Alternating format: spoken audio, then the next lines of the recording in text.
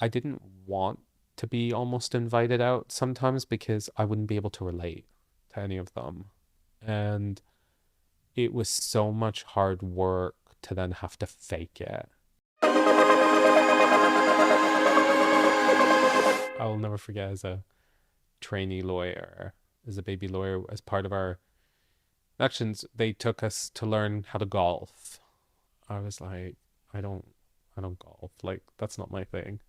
Um, I went to one of the senior partners who was responsible for all the like graduates and all the new trainee lawyers, and I said, like, this is not me, and I can't do this. And if you're gonna say this is what I need to do to go with clients, then guess what? Just give me different clients, right? Like, give me the female clients who want to go to the latest cocktail club, and Yeah. I'll go out and have drinks with them, right?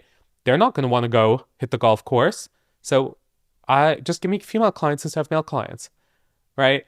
And I pushed back against that because that wasn't that wasn't for me. And actually, I gravitated a lot, I felt, to females. Like I just felt comfortable with it. So in the workplace, I would hang out with, the girls, Mm. and fit every stereotype of, the gay guys, the gay guy with the girls, talking about their clothes and fashion and, boy troubles. Yeah.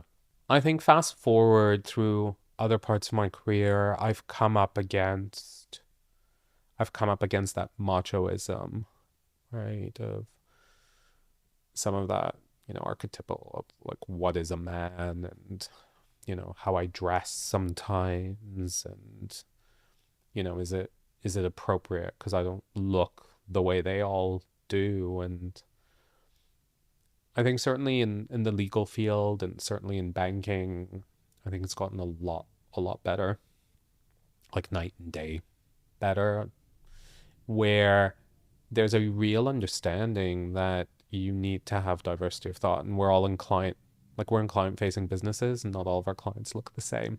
Mm. And a lot of clients push back against just having that male archetype, right? They don't want that. So if your client happens to be gay, they don't want that on the other side.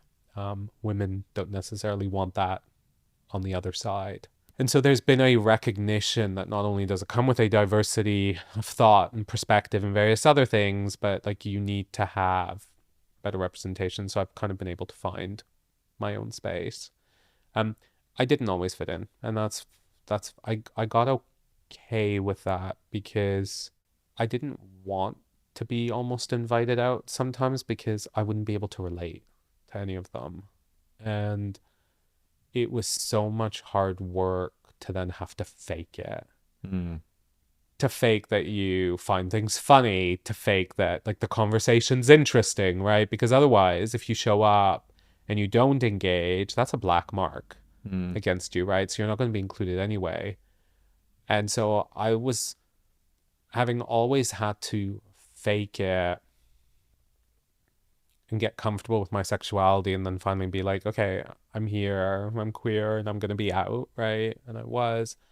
I didn't want to then put myself into an environment where, having started on the journey where I'm going to be truthful with myself, force myself to be someone that I'm not just to fit in again.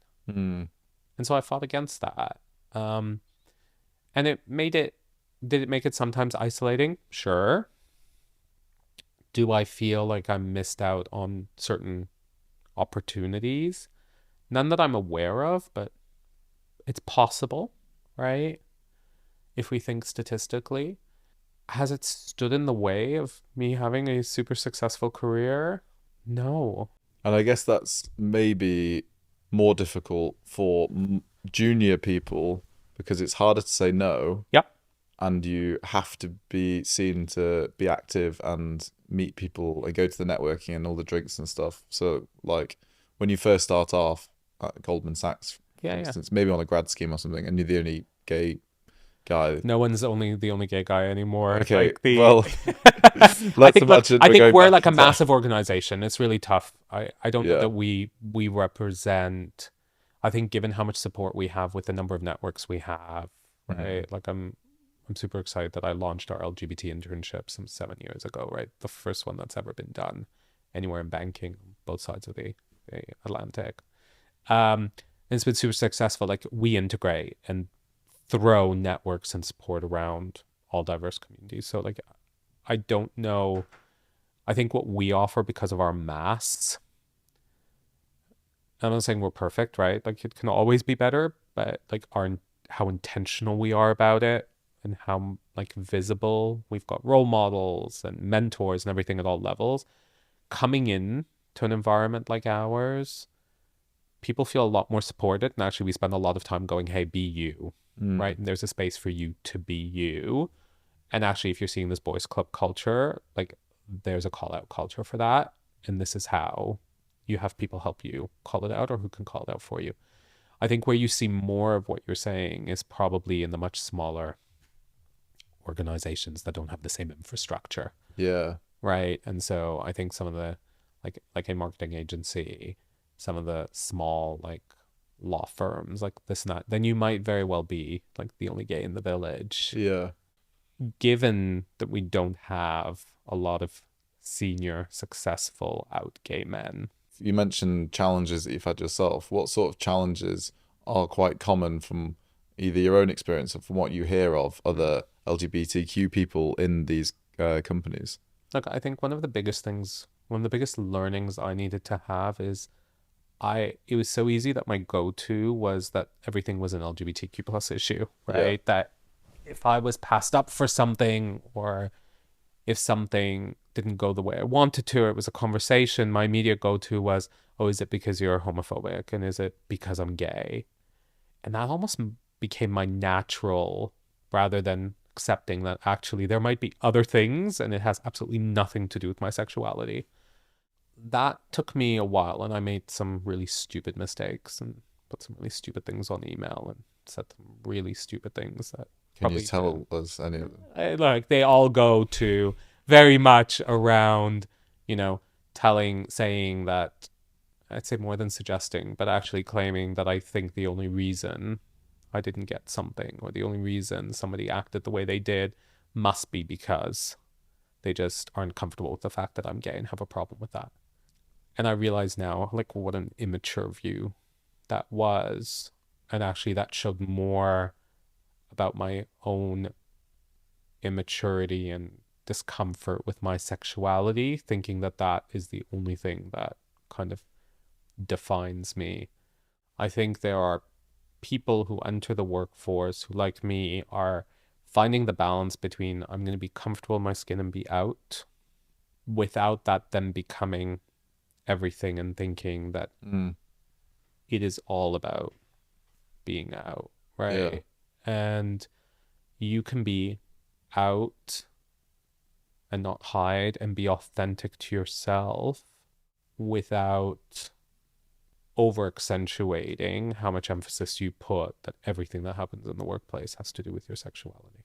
Mm. Yeah, I think it's quite hard actually to not apply that to so many different areas of your life. Yeah. You could think that even if you meet a straight guy and he's a Yeah. bit frosty with you, again, to our point about Yeah. trying to mind read and Yeah. ego, putting everything kind of on yourself versus the other person. Yeah.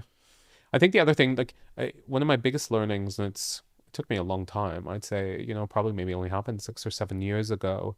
I used to always value having gay mentors. I needed to have people who I felt were like me because they would give me the best guidance and the best mentorship. And actually, it was the straight mentors and the allies that actually would call me out and go, actually, can I explain the perspective to you? Mm. I need understanding the majority's view of every situation and what an environment and why an environment reads the way it is, or the way I said something like why I might see it a certain way and somebody else might agree with me. Actually, I needed to know how the majority saw it and interpreted it, because if I'm going to play the game and be successful in the game, it's better for me to understand the majority's perspective than like the minorities. And that took me a while to get comfortable with that. Actually, I can get more mentorship and support for my career from straight people Mm. than from gay people. And I always felt it had to be gay because otherwise no one else could help me. Because also, if you're going to people like you, sometimes it's a sounding board for what you want to hear Yeah, versus exactly. some sort of like you know, a different perspective, which you Yeah, might need to hear. yeah, yeah, exactly.